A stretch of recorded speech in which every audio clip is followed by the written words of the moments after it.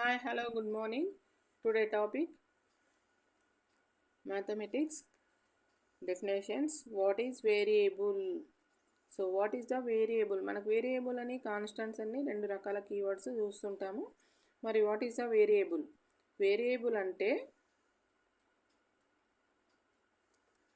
Variable in an equation the symbol or letter whose numerical value can varying is called a variable. ఈ ఈక్వేషన్లో symbol or letter, ఇప్పుడు for example 2x+3 ఉందనుకోండి. So ఇక్కడ x అనేది variable. So ఇక్కడ numerical, ఇక్కడ మనం x దగ్గర ఏవైనా తీసుకుంటాం. x = 1, ఇప్పుడు x = 1 తీసుకున్నప్పుడు 2 of 1 + 3 = 2 1 = 2, 2 + 3 5. సో ఇక్కడ ఎక్స్ని ఏమంటామంటే వేరియబుల్ అంటాం. సో 3y 3p + 5 3y + 2 ఈ విధంగా దీన్ని వేరియబుల్ అంటాం.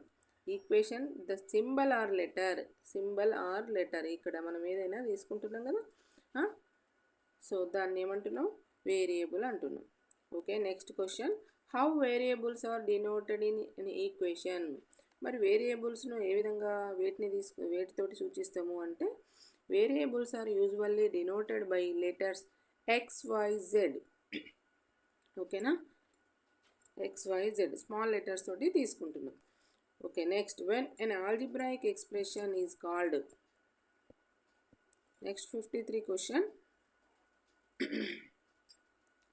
when an algebraic expression is called as equation. So ఎప్పుడు ఆల్జీబ్రాయిక్ ఎక్స్ప్రెషన్ని ఈక్వేషన్ అంటాము? ఆల్జీబ్రాయిక్ ఎక్స్ప్రెషన్ని ఈక్వేషన్ అంటాము అని అడుగుతుండు. So when two algebraic expressions are connected by the సింగ్ ఆఫ్ ఈక్వాలిటీ. ఇప్పుడు ఇందాక మనం 2x+3 అన్నాం. This is the algebraic expression. So this is not equation, but ఎప్పుడట ఈక్వాలిటీ దే form an equation. So = symbol ఉంటే 2x+3 = 0 ఉంటే దీన్ని ఈక్వేషన్ అంటున్నాం. ఓకేనా, సో 3y + 2 = 0 ఇట్లా కనెక్టెడ్ ఉంటే దాన్ని ఏమంటాం? ఈక్వేషన్ అంటాం. దీన్ని ఆల్జీబ్రాయిక్ ఎక్స్ప్రెషన్ అంటాం.